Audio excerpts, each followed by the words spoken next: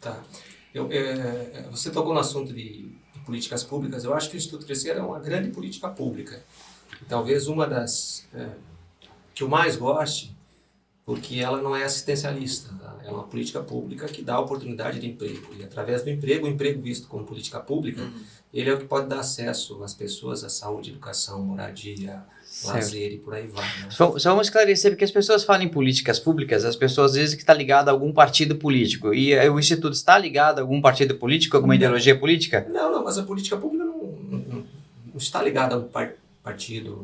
A um nome. Ela é executada pelo partido que está no governo normalmente, tá? Então, talvez uma das políticas públicas de mais sucesso que exista no Brasil, e mais emblemática, é o SUS. Sim. O SUS, INSS. Foi provado, né? Sim. Com a pandemia. Funciona, independente do partido que está no governo, funcionando. A gente levanta esse tópico porque as pessoas pensam, quem está nos ouvindo pode entender como algo ligado à política. Não necessariamente, né? Que não. Isso, cada linha, não falando de partido, mas de ideologia, cada ideologia defende com mais ou menos intensidade algumas políticas públicas. Sim. Por exemplo, a segurança é uma política pública muito com importante. certeza, é isso aí. E os partidos, ou a ideologia política, podem ter visões diferenciadas dela. Certo. O assistencialismo é outra. A gente fala hoje do auxílio emergencial, Auxílio Brasil, seja qualquer auxílio que tem aqui, são visões diferentes que os partidos podem ter. Claro. A única coisa que a gente pode acentuar, né, nesse assunto é a pessoa que está assistindo ter a consciência se uma política, uma ação política como essa, né, que é o Projeto Crescer, faz sentido para o pensamento dela, para a vivência dela. Sim. E para ela votar num candidato de acordo com a consciência dela. Sim. Agora, assim, as políticas públicas, elas existem independente dos partidos. Sim, claro. O que vai mudar é a capacidade de um partido ou de um governo de executá-las. Com mais ou menos eficiência na política pública. Se a gente falar dos principais, saúde, educação, segurança, são as principais. Perfeito. É isso aí. Agora, voltando ao assunto do Instituto Crescer, não tem nenhum vínculo partidário, político, não defende nenhuma ideologia. Sim. Acho que a gente é um ajuntamento de pessoas com boa vontade. Com boa vontade. E que vê a possibilidade de, através da capacitação e do encaminhamento dos jovens, dar uma oportunidade de vida para eles. Perfeito. É por isso que nós colocamos, porque eu estava falando que o objetivo do Instituto seria preparo para o trabalho. Sim. E nós colocamos que a ciência empresarial ela tem o objetivo de preparo para o empreendedorismo. Sim. Inclusive, nós temos um projeto que é o Futuro Empreendedor, nós já falamos com a Sandra sobre isso, que prepara o jovem para empreender. E a Sandra falou, não, mas nós também temos, e inclusive ela já deu o exemplo ali que a gente ficou encantado com a ideia do Instituto, né? A questão da teoria com a prática, né? E veja que interessante, a gente tem hoje no Brasil uma taxa de desemprego em torno de 9 a 10%, e Santa Catarina bem mais baixo do que isso. Sim. Mas ainda assim tem, 5, 6% a taxa de desemprego em Santa Catarina. Por outro lado, se você olha, e aí vem a nossa visão também de empreendedor, se você olha para o lado das empresas, hoje tem inúmeras, milhares de vagas em diversas áreas, por exemplo, em tecnologia, que não são preenchidas porque não tem pessoas capacitadas. É verdade. Tá? E quando você diz a pessoa capacitada, tem muitas empresas que não querem nem que o cara tenha experiência, bagagem, mas que ele tenha a predisposição, a capacidade de aprender. É isso que basta. Vamos falar bem sério, esse é o detalhe. Até porque eu lembro de um professor que eu tive na primeira especialização, ele falou o seguinte, olha, vocês estão fazendo um curso aqui que vale 5 anos. Não mais que isso. Porque o mundo muda. Sim. E é muito provável, estamos falando isso de 96, 97. Talvez o que a gente esteja falando aqui já está ficando defasado. Não, já ficou. E ele falou, e muitas das coisas que a juventude vai fazer, essas profissões não existem. E se voltar a 96, não tinha WhatsApp. Você consegue passar uma semana sem WhatsApp hoje? Não, eu estava vendo... Não tinha Uber. Não tinha Netflix. Eu estava vendo um programa que agora nós completamos 20 anos de 11 de setembro, né?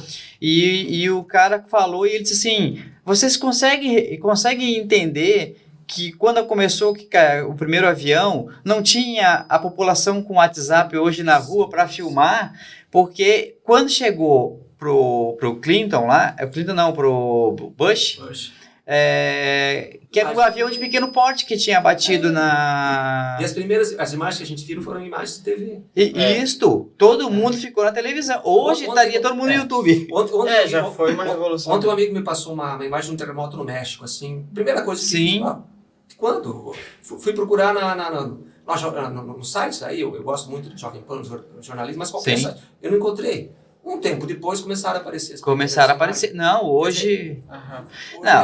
Hoje o cidadão comum, ele tem um poder gigantesco na mão que ainda ele não conseguiu ainda mensurar, talvez. Mas aí que vem uma questão muito importante. Principalmente a gente discute muito no Instituto. Quando você está capacitando um aluno, um jovem para o mercado de trabalho, obviamente podem ser questões técnicas, né? Você prepara para uma empresa, você faz um curso, eu fiz contabilidade, você fez contabilidade, depois...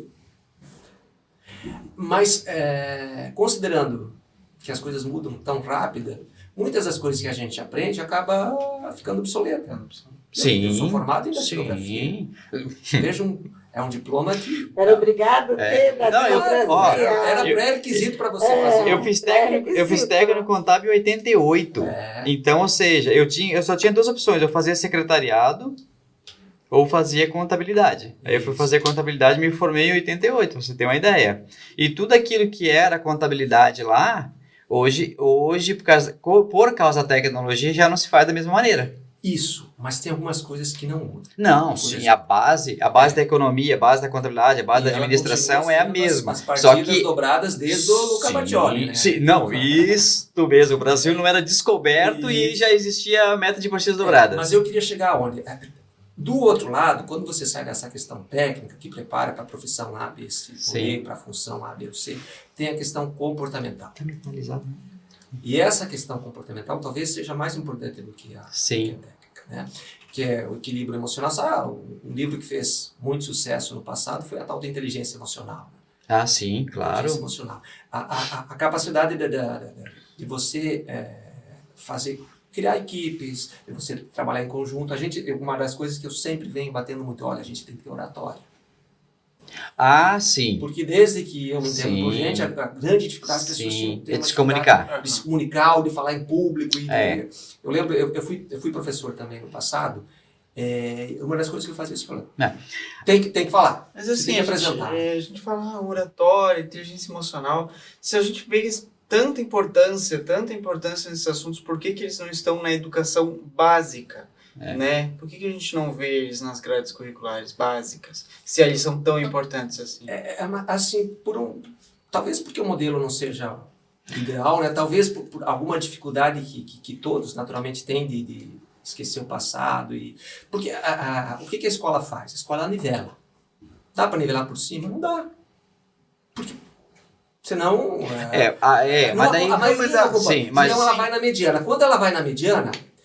Quando a escola ela nivela na mediana, ela frustra boa parte dos alunos, porque eles estão muito acima. Né? A gente tem um monte de pessoas que o cara nunca estuda e tem nota muito boa, porque a capacidade que ele tem de aprendizagem é muito acima do que... E ela também, ela frustra quem está muito abaixo, porque tem pessoas que têm mais dificuldade. Agora, como é que se tem pessoas que têm mais dificuldade e menos dificuldade numa mesma sala de aula, no mesmo modelo? Mas é daí que entra a importância do Instituto Crescer e da ciência empresarial. Quando eu dou um curso, a primeira coisa que eu falo é, vamos aprender finanças pessoais, educação financeira, porque é outra coisa. Se tu fazer um rol do que não tem, começa com educação financeira. Educação moral e cívica. Antigamente era educação moral e cívica. O SPB, Organização Social Política Brasileira. Moral e ética. Hoje a gente trabalha a questão, né, um dos módulos um dos eixos que a gente trabalha é ética e cidadania, né? Ética e cidadania. A gente tem a comunicação, a ética e cidadania, o mundo do trabalho, que aí entra o empreendedorismo também, porque é muito mais amplo. Quando eu vi o vídeo de uma repórter da CNN dizendo que na bandeira do Brasil estava escrito independência ou morte, eu quis morrer. Muito obrigado por estar nos acompanhando no YouTube. Nós agradecemos o seu comentário, agradecemos a sua participação. É muito importante para nós saber o que você está achando do nosso conteúdo. Faça a sua inscrição no canal principal para assistir ao vivo os nossos conteúdos. Clique no sininho, clique nos cards para assistir os conteúdos antigos dos nossos cortes. Muito obrigado.